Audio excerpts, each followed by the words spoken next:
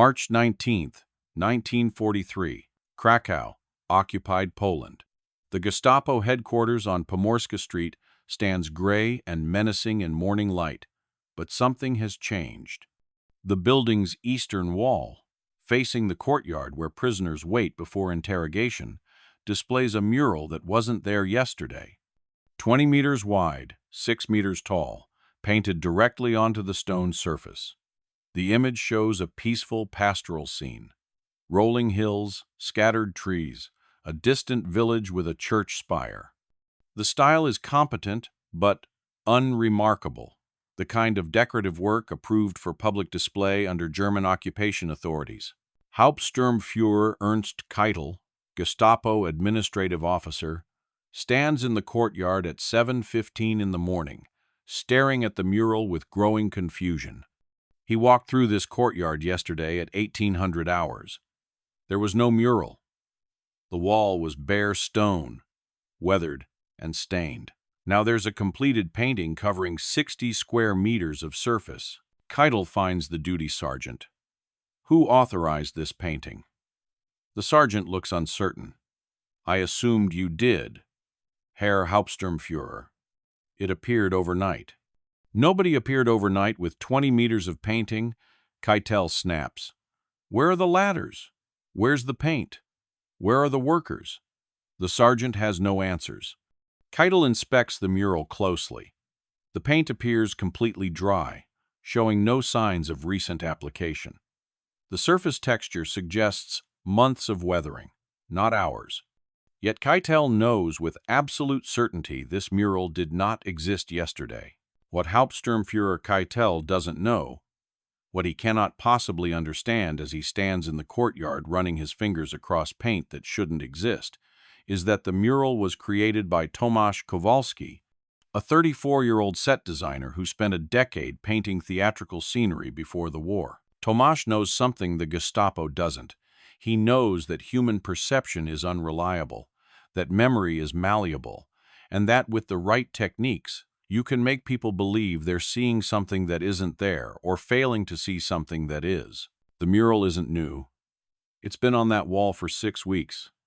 The Gestapo has walked past it every day without seeing it.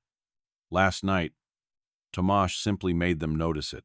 And for the next 4 months, he's going to drive the Gestapo absolutely insane by making that mural appear and disappear at will, creating an impossible situation that will consume hundreds of hours of investigation, undermine German confidence in their own perceptions, and provide cover for resistance operations throughout Kraków. The question isn't how Tomasz painted the mural. The question is how he made an entire Gestapo headquarters forget it existed. Understanding Tomasz's technique requires understanding how humans process visual information. The brain doesn't record reality like a camera. It creates a simplified model, filtering constant sensory input down to what seems important. Walk the same route daily, and the brain stops actively observing. Familiar environments become background, noticed only when something changes. Tomasz exploited this ruthlessly. He didn't paint the mural overnight. He painted it slowly, over 6 weeks, in plain view of the Gestapo. He just made sure their brains categorized it as unimportant until he wanted them to notice. The technique is called incremental introduction, developed by theatrical set designers to modify stage environments during performances without audience detection. Change scenery gradually, in small increments, and audiences won't notice. Their brains accommodate each minor change as continuous with the previous state. Only when you want them to notice do you create a discontinuity, something that forces conscious observation. Tomasz applied this principle to psychological warfare. The Gestapo headquarters on Pomorska Street was established in October 1942. The building, a former Polish administrative office, was selected because its courtyard provided secure space for prisoner processing. The eastern wall of that courtyard became a focus of Tomasz's attention in January 1943. Tomasz Kowalski was born in Kraków on November 7, 1908. His father taught mathematics at Jagiellonian University. His mother painted watercolors, sold them at market stalls to supplement the family's income. Tomasz showed early talent for visual arts, but his real gift was spatial reasoning, understanding how people perceived three-dimensional spaces. At 18, he apprenticed with the Krakow State Theater, learning set design from Jerzy Nowak, a master scenic artist who'd worked in Berlin and Vienna before returning to Poland. Nowak taught Tomasz that theater was controlled deception. The audience knows the forest isn't real, the castle is painted canvas, but they accept the illusion because they want to. The set designer's job is making that acceptance effortless.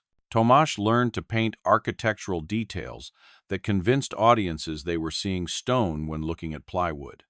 He learned lighting techniques that made two-dimensional paintings appear three-dimensional.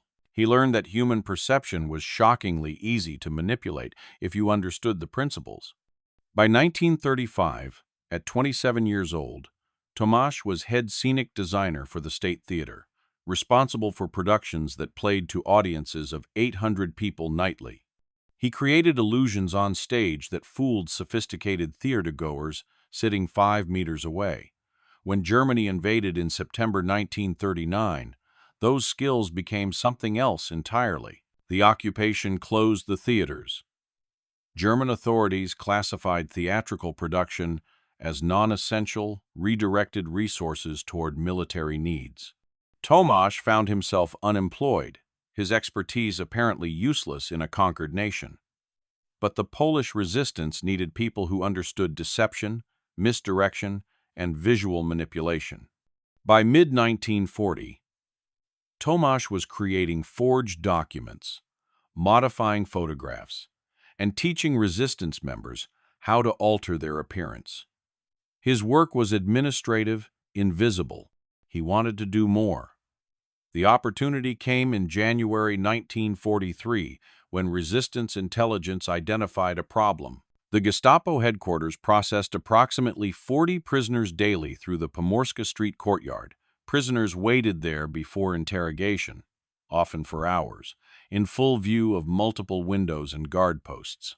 Resistance operatives in adjacent buildings could observe the courtyard, but communication with prisoners was impossible. The space was too exposed, too heavily surveilled. What if prisoners could receive messages while waiting? Instructions on what to say during interrogation? Warnings about informants? Encouragement to resist? The Gestapo monitored verbal communication obsessively, but visual communication might work if it could be delivered without detection. Tomasz proposed something audacious.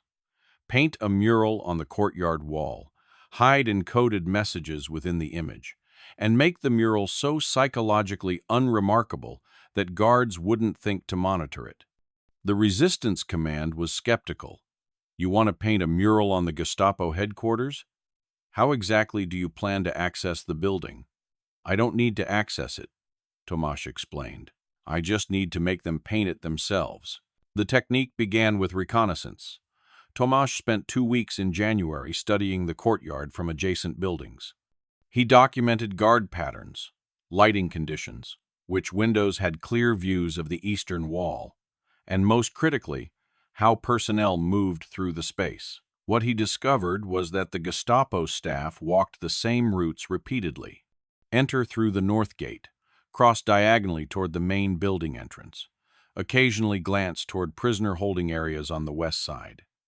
Nobody looked at the eastern wall. It was background, architecturally uninteresting, facing away from the main flow of movement. Perfect. Tomasz's plan had 3 phases. First, establish baseline familiarity.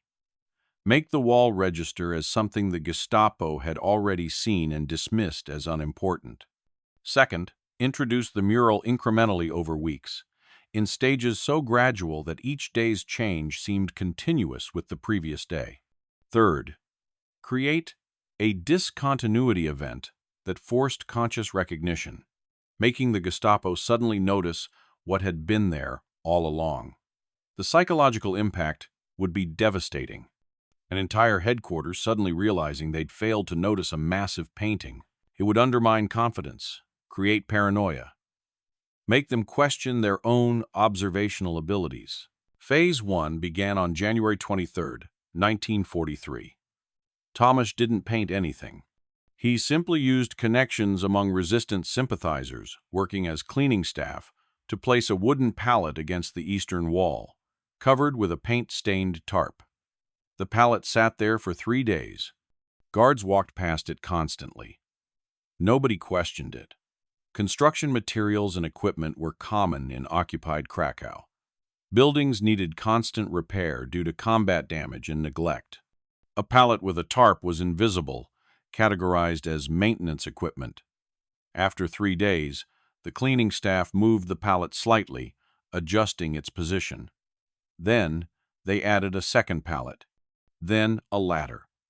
Over 2 weeks, Tomasz established a zone of maintenance activity on the eastern wall that personnel unconsciously accepted as normal. Phase 2 began on February 6th. Tomasz accessed the courtyard at night, dressed in maintenance worker coveralls, carrying painting supplies. He had precisely 4 hours before dawn patrols. He didn't paint a mural. He painted a base coat, neutral gray, matching the stone's natural color almost exactly, just slightly lighter.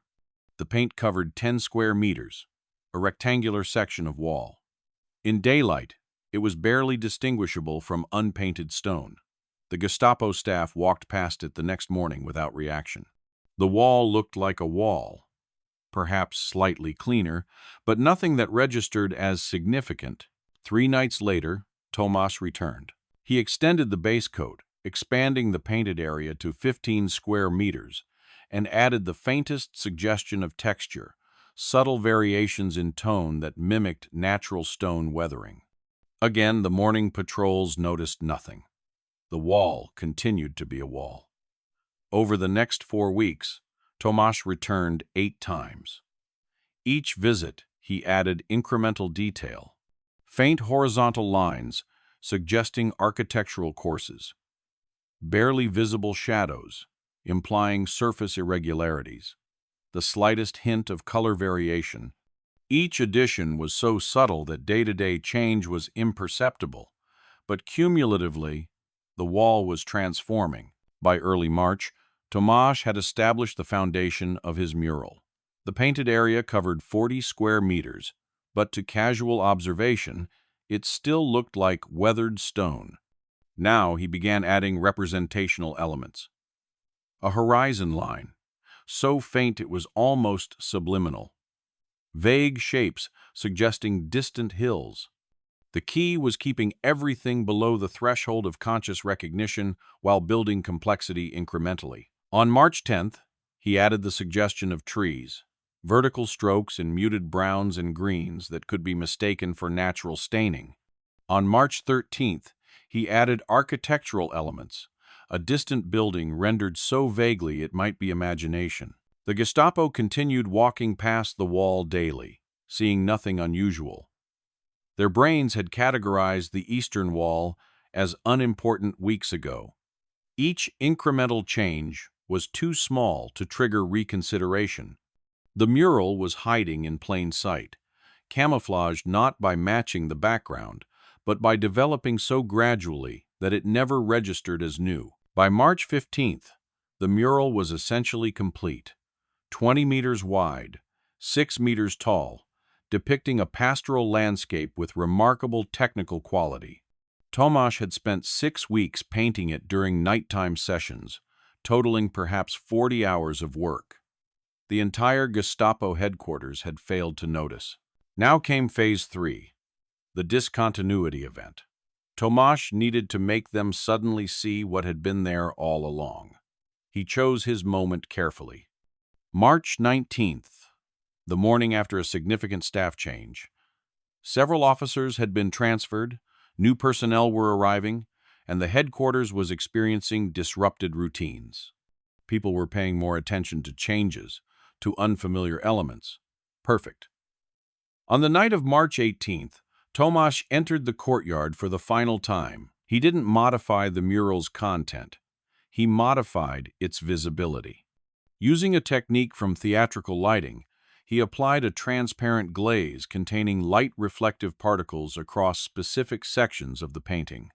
The glaze was invisible in darkness and under artificial light, but in morning sunlight, it would make those sections significantly brighter. At dawn on March 19th, as the sun rose above the adjacent buildings, direct light hit the eastern wall. The glazed sections reflected that light noticeably, creating a shimmer effect that lasted approximately 15 minutes. Hauptsturmführer Keitel, walking through the courtyard during his morning rounds, saw sunlight reflecting off something on the eastern wall. He looked directly at it, possibly for the first time in weeks. His brain suddenly processed the visual information consciously. The wall wasn't blank stone. It was a completed mural. Keitel's reaction was immediate confusion.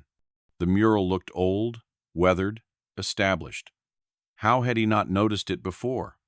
More importantly, who had authorized it?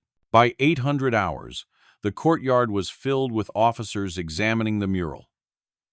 Obersturmbannführer Heinrich Brandt, commander of the Krakow Gestapo, arrived personally. "Explain this," he demanded. Nobody could. The administrative records showed no authorization for decorative painting. The supply logs showed no requisition of paint or materials. The duty rosters showed no assigned work crews. Yet the mural existed, obviously requiring days or weeks of work by a skilled artist. How was this accomplished without anyone noticing? Brandt ordered an immediate investigation. He wanted to know who painted it, when, how they accessed the building, why guards failed to detect them.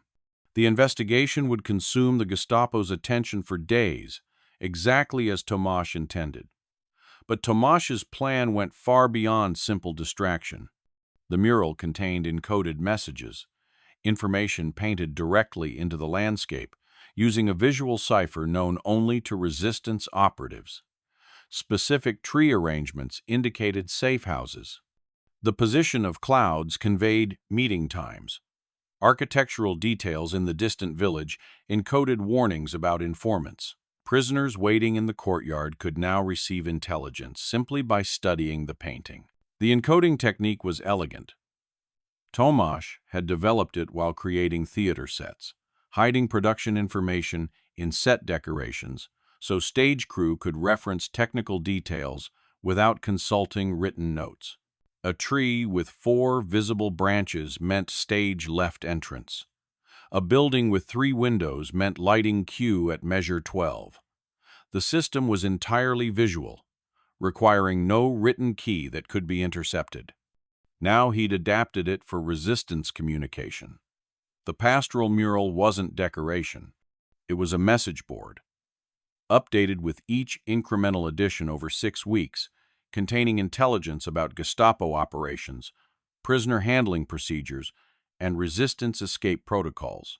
March 20th. The Gestapo investigation expands.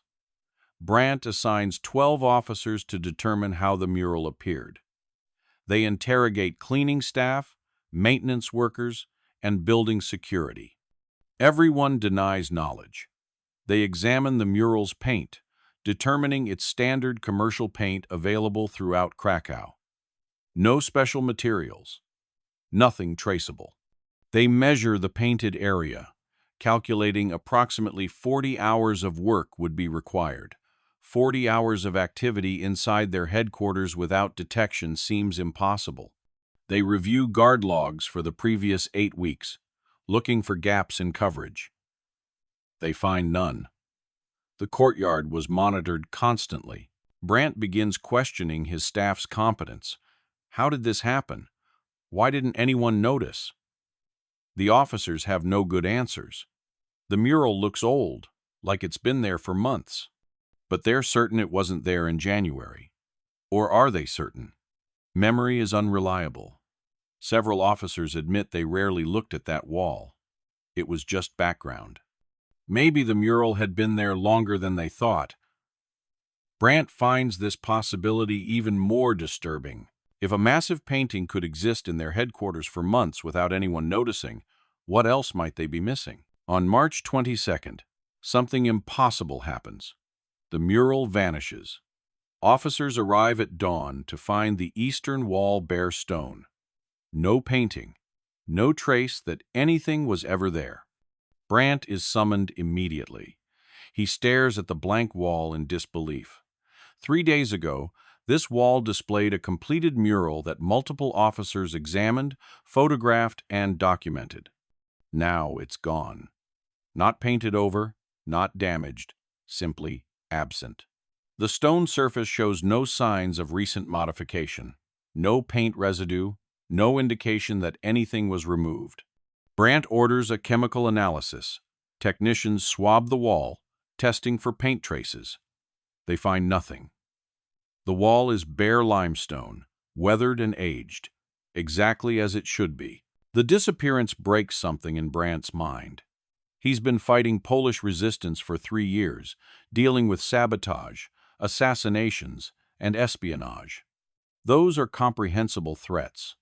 But a mural that exists for 3 days with physical documentation, then vanishes without trace? That's not resistance activity.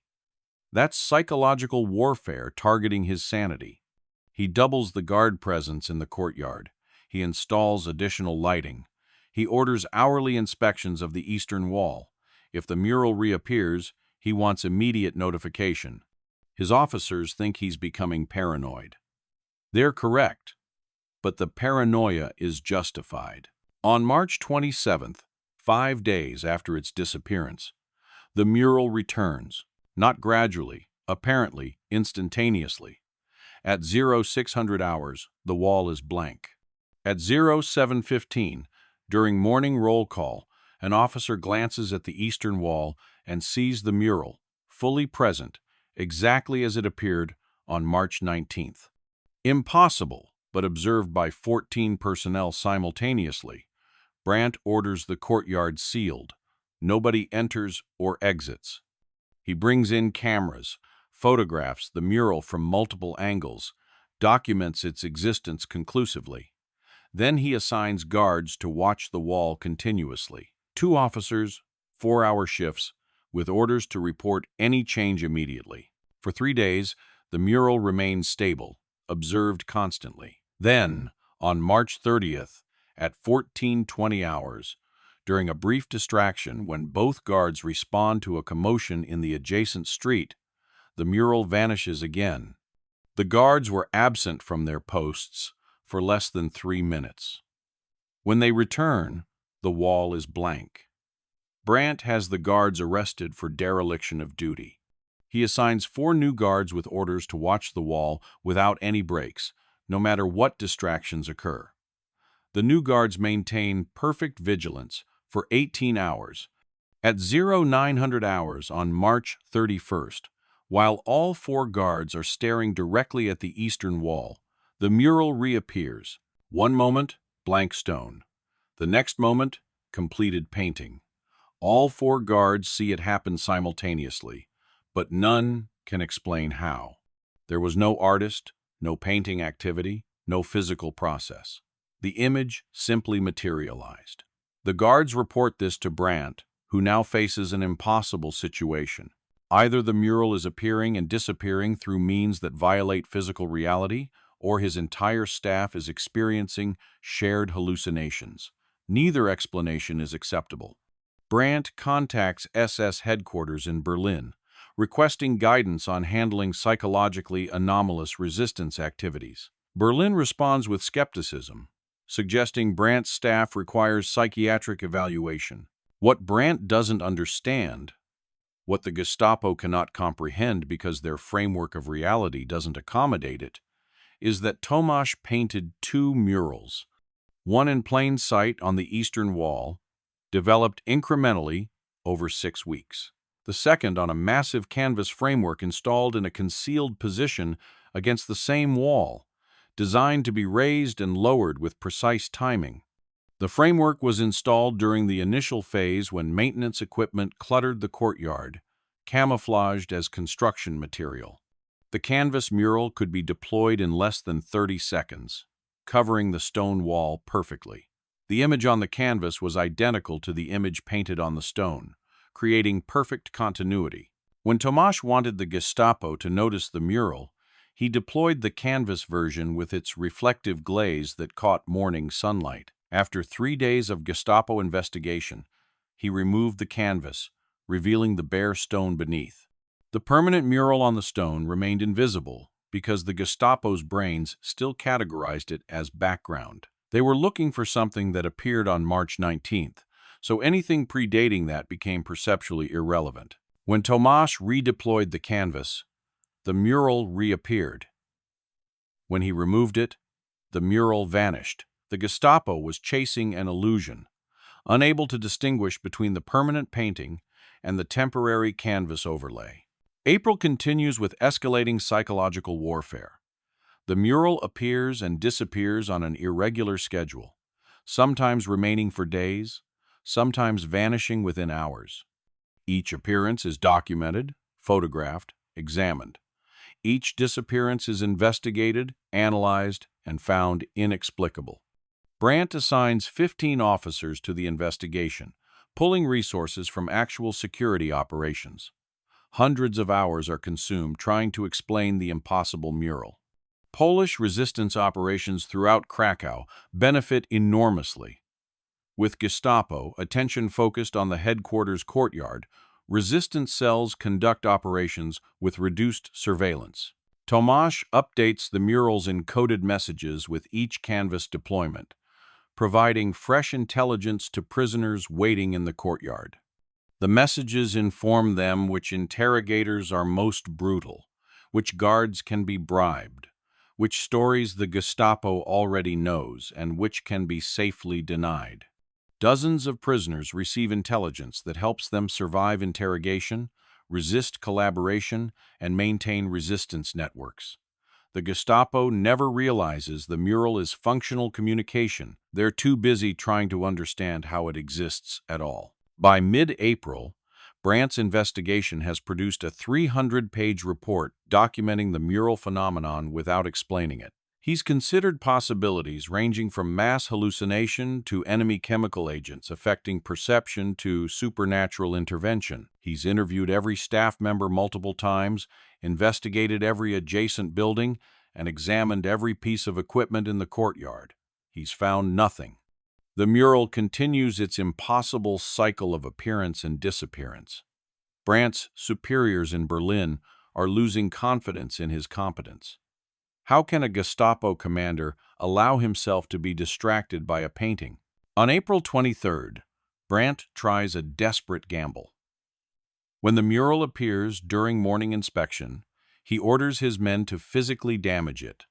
If the image is painted on the wall, damaging the stone will damage the painting permanently.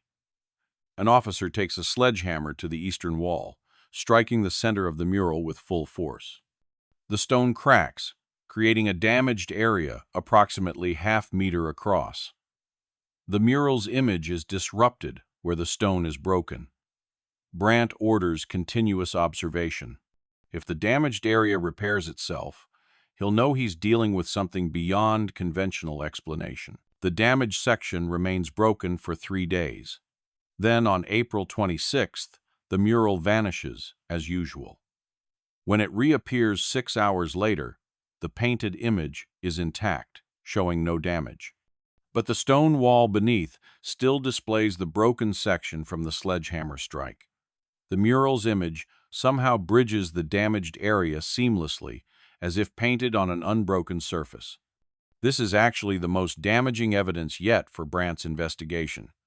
It proves conclusively that the mural isn't painted directly on the damaged stone, but he still can't explain how it exists. May arrives with spring weather and increased resistance activity throughout occupied Poland. The Gestapo should be focusing on security operations, but the Kraków headquarters remains obsessed with the impossible mural. Brandt has become a figure of ridicule among other SS commanders. They joke about the officer who lost his mind chasing a painting. Brandt knows his career is destroyed, but he can't let the investigation drop. The mural has become personal, a challenge to his competence and authority. He will solve this impossible puzzle or die trying. On May 7th, Tomasz makes his final move. He removes the canvas mural framework permanently, leaving only the original stone painting that's been there since March 15th. Without the canvas overlay to create the appearance and disappearance cycle, the mural simply remains visible, static, and unchanging. But by now, the Gestapo's perception has been so thoroughly manipulated that they interpret this as yet another phase of the phenomenon. Some officers swear the mural looks different, less detailed than before. Others insist it's identical to previous appearances. Nobody considers the possibility that it's been there continuously since mid-March, occasionally covered by a canvas duplicate. Brandt conducts one final test on May 12th. He orders the entire eastern wall demolished, removing the stone completely to eliminate the mural permanently. Workers spend 8 hours breaking down the wall, removing every stone block. By evening, the eastern courtyard is open to the adjacent building, the wall reduced to rubble. Brandt examines the debris personally, searching for any hidden mechanisms or frameworks. He finds nothing unusual, just limestone blocks and mortar. The demolition reveals that several blocks showed traces of paint, confirming something was painted there, but nothing explains the appearance and disappearance cycle. With the wall destroyed, Brandt considers the matter closed. He files his final report, concluding that resistance operatives used an unknown technique to create illusory paintings, possibly involving chemical agents or light projection technology. He recommends enhanced security protocols and psychiatric evaluation for affected personnel. Berlin accepts the report without enthusiasm, noting that Brandt allowed a minor psychological operation to consume massive resources and undermine headquarters morale. He's transferred to administrative duties in Vienna, effectively ending his career. Tomasz watches the wall's demolition from an adjacent building. Satisfied, the operation exceeded expectations. 4 months of Gestapo investigation, hundreds of hours of wasted effort, dozens of prisoners provided with encoded intelligence, and valuable lessons learned about perceptual manipulation under extreme surveillance. The techniques he developed will be shared with resistance cells throughout occupied Europe. The psychological impact on German occupation forces will last far longer than the mural itself. The canvas framework is dismantled and hidden, ready for potential reuse at other locations. The remaining paint and supplies are distributed to other resistance artists who'll apply similar techniques elsewhere. Tomasz returns to his primary work, forging documents and creating disguises, but his reputation within the resistance has grown enormously. He's the man who drove the Gestapo insane with a painting. The story spreads through underground networks, embellished with each retelling. By June, resistance members across Poland have heard about the impossible mural that appeared and vanished at will, tormenting German security forces. Years after the war, when historians interview surviving Gestapo officers about resistance operations in occupied Poland, several mention the Kraków mural as one of the most psychologically effective attacks they experienced. Not because it caused physical damage or casualties, but because it demonstrated that Polish resistance could manipulate reality inside the most secure German facilities without detection. If the Gestapo couldn't protect their own headquarters from a painter with brushes and canvas, how could they protect anything? The mural's true power wasn't the encoded messages it delivered, though those saved lives. It was the doubt it created, the paranoia it fostered, and the resources it consumed, chasing an impossible phenomenon. Tomasz survived the war, returning to theatrical work in 1946. He never spoke publicly about his resistance activities, considering them classified even after Poland's liberation. But theater colleagues noticed changes in his work. His sets became more psychologically complex, playing with perception and audience awareness in sophisticated ways. Critics praised his ability to make audiences question what they were seeing, to create ambiguity between reality and illusion. They didn't know he'd perfected those techniques while conducting psychological warfare against the Gestapo. The eastern wall of the Pomorska Street building was rebuilt in 1947 when the structure was converted to a museum documenting German occupation crimes. The new wall was constructed from different stone, and no mural was painted on it. But archival photographs from May 1943 show the damaged wall just before demolition, and in those photographs, careful observers can see faint traces of painted images on the surviving stone blocks. Traces of hills, trees, a distant village. Evidence that something was painted there, though whether it appeared, disappeared, or simply existed unnoticed remains subject to interpretation, exactly as Tomasz intended.